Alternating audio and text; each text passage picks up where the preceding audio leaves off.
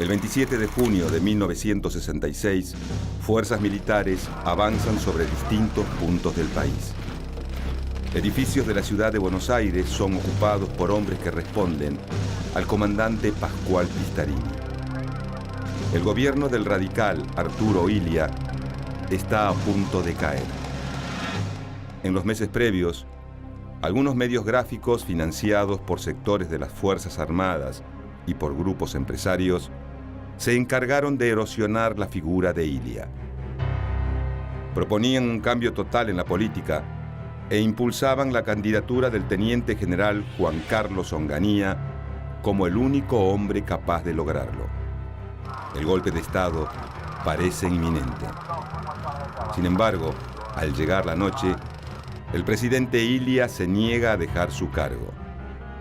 En un último intento por defender la democracia, destituye al comandante Pistarini. Pero los militares no obedecen la orden y continúan avanzando. En las primeras horas del 28 de junio, las Fuerzas Armadas toman el poder.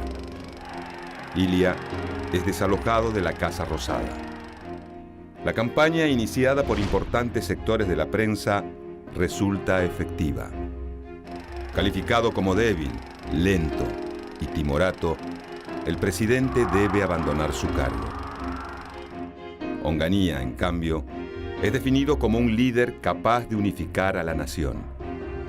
Algunos medios gráficos fueron un factor clave en esta nueva irrupción de los militares en la política.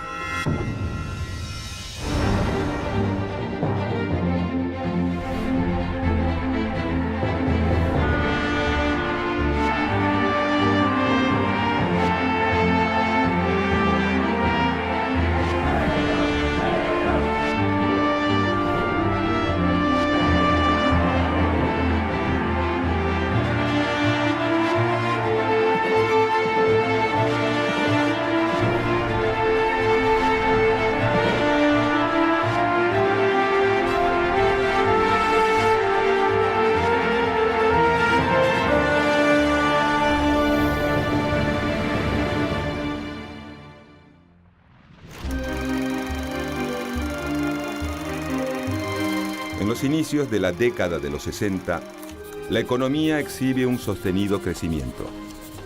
El proceso de industrialización iniciado durante el peronismo sigue en expansión durante el gobierno desarrollista de Arturo Frondizi. Los sectores medios urbanos se consolidan y florece la sociedad de consumo. Las industrias culturales pasan a tener importancia junto con el avance del ocio y el esparcimiento. Este fenómeno no es exclusivamente local. En otras partes del mundo, la publicidad y los medios de comunicación alcanzan un lugar de preponderancia.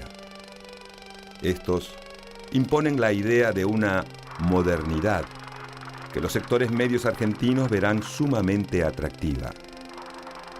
Muy pronto, 3 revistas se distinguen del resto: Primera Plana, Confirmado y Todo. Fuera de sus diferencias de estilo, las 3 buscan influenciar del mismo modo la política argentina. En sus páginas no dudan en señalar cuáles son los problemas del país y qué se debe hacer para resolverlos. Pero en las soluciones que proponen no entra la democracia. Diversos grupos de militares, empresarios, intelectuales y políticos son los responsables del proyecto. Su idea de fondo es terminar con el enfrentamiento entre peronistas y antiperonistas. También buscan implementar un sistema que atraiga a esas clases medias que ambicionan alcanzar el estatus de vida de Estados Unidos y de la Europa occidental. Con el foco puesto en la modernidad, lo que se pretende es terminar con la democracia.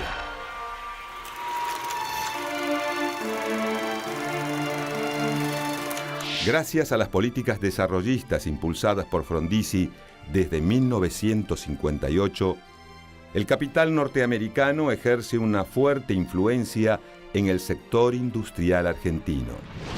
Los empresarios locales miran hacia Estados Unidos como modelo a seguir. Durante la década de los 60, se conforma una burocracia técnica formada por profesionales educados en universidades privadas o a partir de becas de posgrado en el extranjero. Esto se produce en el contexto de la Guerra Fría, que enfrenta a los Estados Unidos con la Unión Soviética.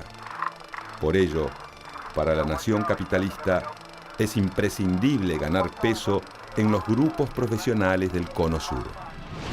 Poco a poco, desde distintos sectores de Argentina, se empieza a mirar con simpatía el modelo norteamericano. Se trata de estratos medios y acomodados que no participan de la militancia partidaria, pero se interesan por la política desde los medios de comunicación. Para ellos, se debe producir un cambio rotundo a nivel político, económico y social que dé nacimiento a una nueva Argentina. Una nación capitalista que privilegie las inversiones extranjeras. Esa idea no solo cala en la mente de sectores profesionales, sino que también seduce a muchos militares. A principios de la década de los 60, los militares se encuentran divididos. Dos facciones se mantienen en pugna, azules y colorados. Los azules pretenden alejar a las Fuerzas Armadas de la lucha política. Temen que las discusiones desgarren al ejército y esto permita la infiltración de su enemigo más peligroso, el comunismo. En cambio, los colorados creen que para detener el avance marxista hay que ocupar el poder para luego exterminar al peronismo, fuente, según ellos, de la inestabilidad política que vive el país. Dentro de la facción azul, se destaca el liderazgo del teniente general Juan Carlos Onganía. Entrenado en la denominada Escuela de las Américas para luchar contra el comunismo, Onganía se exhibe como el único que puede evitar la desintegración del ejército. En poco tiempo, su figura trascenderá el ámbito militar.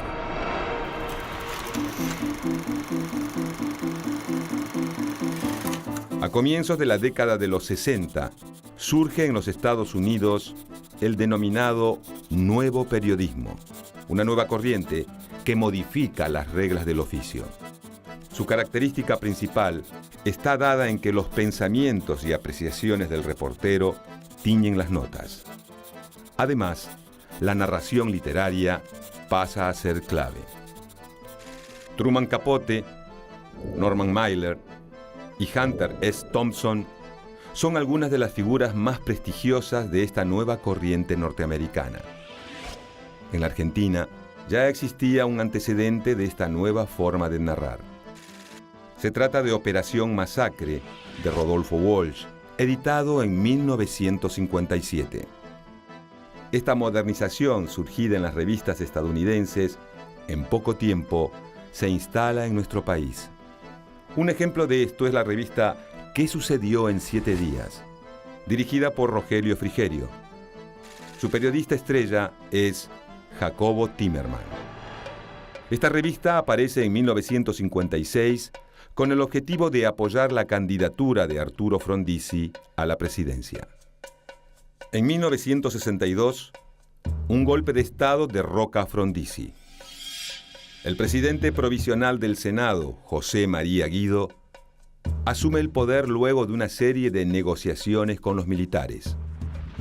En ese contexto, Timerman se acerca al Grupo Azul. El hombre fuerte de ese sector, el teniente general Juan Carlos Onganía, es designado como jefe del ejército. Los azules le encargan a Timerman la creación de una revista orientada a la intelectualizada clase media argentina. En sus páginas quedará reflejado el programa político de Onganía, futuro candidato presidencial surgido desde el Grupo Azul del Ejército. Con el capital que aportan el empresario victorino Dale Nagore y la filial argentina de Peugeot, nace un semanario que marcará el devenir de la política argentina.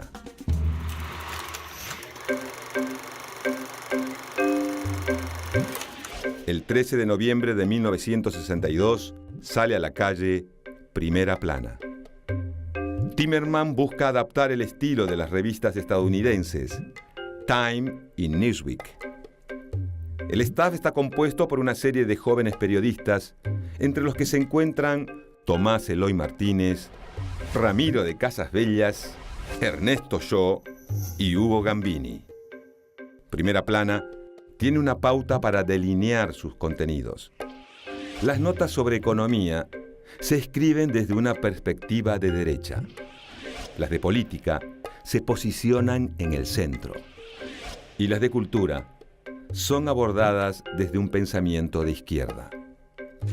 Dirigida a un público de clase media y alta profesional, en sus páginas conviven temas de la vida política y cultural universitaria, el cine europeo, los cambios en las conductas sexuales, pero también artículos que enaltecen la figura de Juan Carlos Onganía. El jefe del ejército es presentado como el líder que puede llevar a la Argentina hacia su destino de modernidad. Pese a ello, Onganía no consigue apoyo para su candidatura presidencial. El 7 de julio de 1963 se llevan a cabo las elecciones. Con el peronismo proscripto, el voto en blanco es masivo. La victoria recae en la fórmula Arturo Illia Carlos Perete, de la Unión Cívica Radical del Pueblo. El nuevo presidente pertenece al sector del radicalismo más antiperonista. No obstante, defiende la idea de un Estado fuerte y se niega a la apertura de capitales extranjeros que se busca implantar desde distintos sectores económicos y militares. Desde el primer momento, la revista Primera Plana se muestra opositora a la nueva gestión. Se comienza a instalar la imagen de Illia como una figura pueblerina excesivamente lenta. Para materializar esta idea, la revista utiliza el humor gráfico. Las caricaturas de Flax, seudónimo de Lino Palacio, representan al mandatario como un anciano encorvado, lento e inútil. Caricaturizado como una tortuga o rodeado de palomas, también se lo dibuja como un títere del líder de la Unión Cívica Radical del Pueblo, Ricardo Balbín. Además, Primera Plana instala la idea de que el presidente desconoce los males que aquejan al país. En el número 156 se lee: ya se sabe, para Illia no pasa nada grave en la Argentina. Apenas unas escaramuzas entre agitadores y la mejor manera de demostrarlo es ausentarse, viajar plácidamente. El ataque a la figura presidencial ayuda al plan del grupo de militares, empresarios y políticos que buscan llegar al poder. Para Primera Plana, solo las Fuerzas Armadas pueden salvar al país de la catástrofe.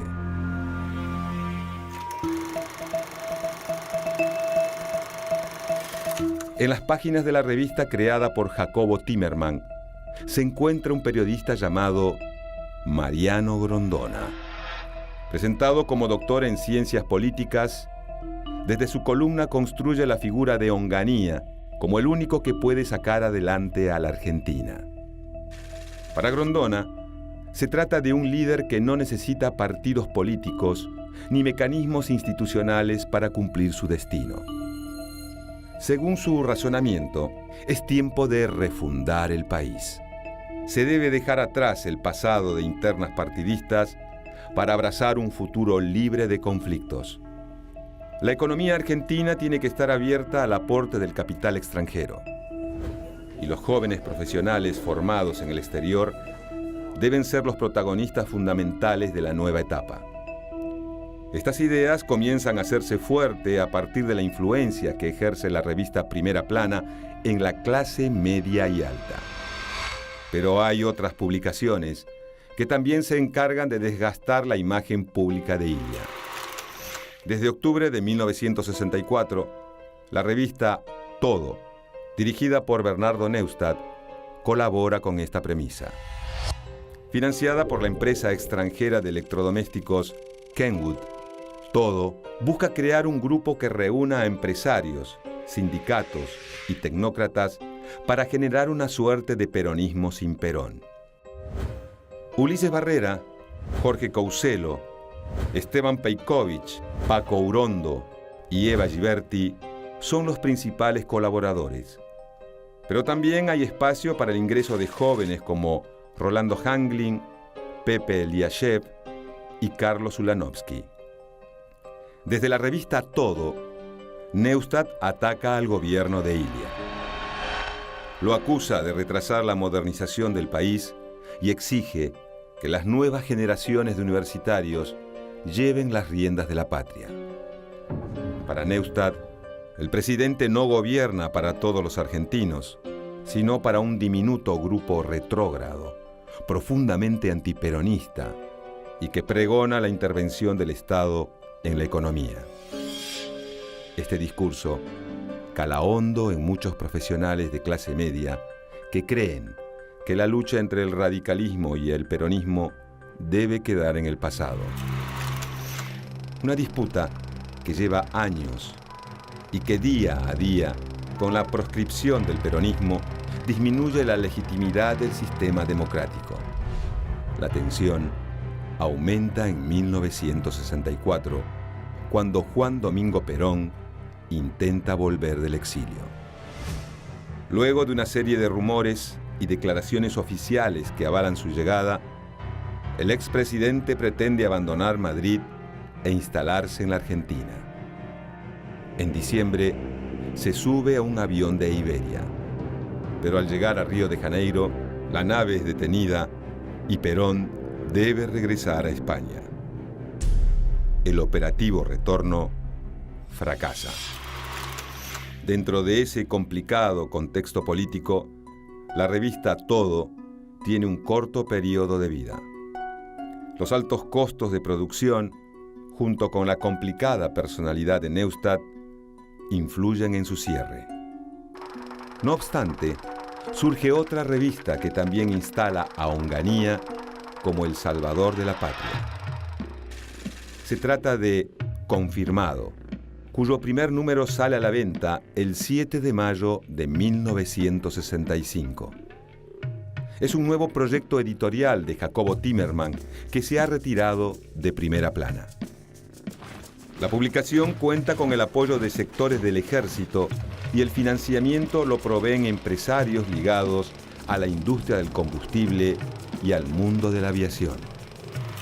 Otro sector que contrata numerosos avisos en sus páginas es el farmacéutico. El apoyo económico a la revista de estos grupos empresarios no es casual. Ilia perjudicó los intereses de estos sectores al anular los contratos petroleros entre el Estado y firmas privadas y con la sanción de la Ley de Medicamentos. Confirmado, es dirigida por Jacobo Timerman, quien, a los pocos días, debe ceder su puesto al comodoro Juan José Huiraldes.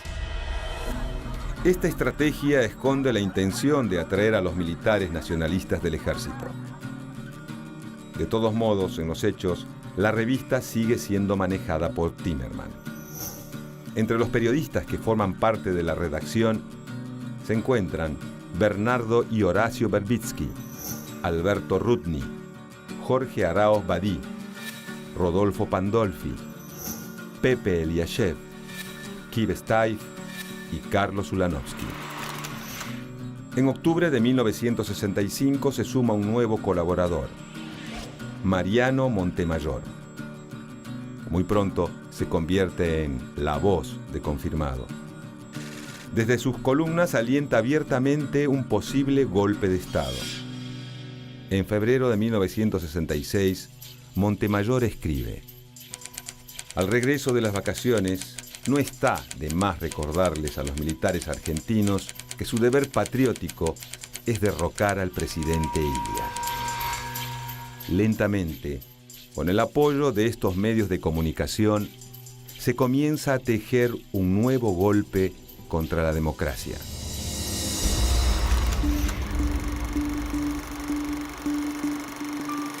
En el contexto de la Guerra Fría, que enfrenta a Estados Unidos con la Unión Soviética, los militares creen que Argentina debe ubicarse junto al país del norte como defensora de los valores occidentales y cristianos. Surge la llamada Doctrina de la Seguridad Nacional. Desde distintos sectores se habla del avance del izquierdismo en la sociedad y de la posible infiltración marxista en ámbitos estudiantiles y obreros. Las Fuerzas Armadas se presentan como defensoras de la nacionalidad contra la subversión comunista. En junio de 1965, Onganía, en su rol de comandante en jefe del ejército, firma un acuerdo con Brasil para conformar una lucha contra el comunismo. Pero el tratado no cuenta con la autorización de Ilia ni del ministro de Defensa. La revista Confirmado se encarga de difundir y celebrar el hecho. Sus páginas están impregnadas de un fuerte discurso anticomunista que ataca sin piedad al presidente. Cuando se realiza la conferencia de prensa para anunciar la noticia del tratado, se produce un corte de luz. Aunque se trata de un desperfecto provocado por el alto consumo de los equipos periodísticos, Confirmado aprovecha para acusar al gobierno. En sus páginas se lee: Ilia, por supuesto, nunca sufrió un accidente de este tipo. Se instala a Onganía como un hombre ejecutivo, valiente y decidido, en contraposición a un presidente al que muestran como apático y lento. Primera Plana, aunque no pide abiertamente por el golpe de Estado, también está comprometida con este discurso. Mariano Grondona, en sus artículos cargados de carácter cientificista, carga contra el gobierno radical. En uno de sus artículos se lee: hay generaciones fundadoras, generaciones continuadoras y generaciones dilapidadoras. A la nuestra, el segundo y el tercer papel le están vedados. La generación de 1966 no puede continuar ni dilapidar nada, porque ya no hay nada que continuar ni dilapidar. La Argentina de la edad atómica está en punto cero. Hacia fines del año 1965, el golpe de Estado parece inevitable. En su número del mes de diciembre, la revista Confirmado publica un artículo titulado ¿Qué pasará en 1966?, que resulta profético. La nota predice el golpe para junio de 1966 y anuncia que las Fuerzas Armadas se harán cargo del poder para asegurar la continuidad de la existencia de la nación. Finalmente, el 28 de junio de 1966, Ilia es derrocado. Comienza la autodenominada Revolución Argentina. El teniente general Juan Carlos Onganía asume el poder. Bajo las banderas de la unidad nacional y la modernización desarrollista, se da pie a una escalada de violencia política y social sin precedentes en la Argentina.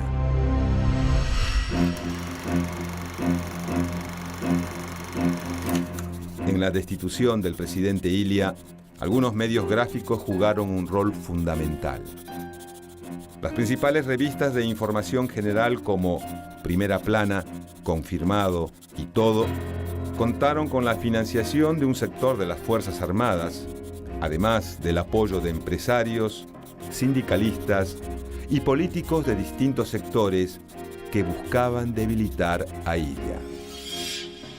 Esta campaña, junto con la imposibilidad de los dos principales partidos políticos de convivir, reforzó la sensación en amplios sectores sociales de que la democracia era un sistema débil e ineficiente. De esa forma, una vez producido el golpe, la sociedad en su mayoría respondió con indiferencia. Era la hora de un nuevo régimen militar que proponía mantenerse en el poder sin plazos, pero con objetivos muy claros: modernizar el país, privilegiando el capital extranjero y usando la violencia sobre todo aquel que se opusiera. Para el dictador Juan Carlos Onganía, su gesta constituía un deber patriótico que permitiría salvar al país de la penetración comunista. Sin embargo, este autoritarismo no haría otra cosa que generar un periodo de convulsión social y política aún mayor al legitimar la violencia política como respuesta posible a la violencia estatal. La democracia se convirtió en una moneda devaluada. Para muchos sectores de la sociedad, fue más importante alcanzar una supuesta modernidad que vivir en libertad.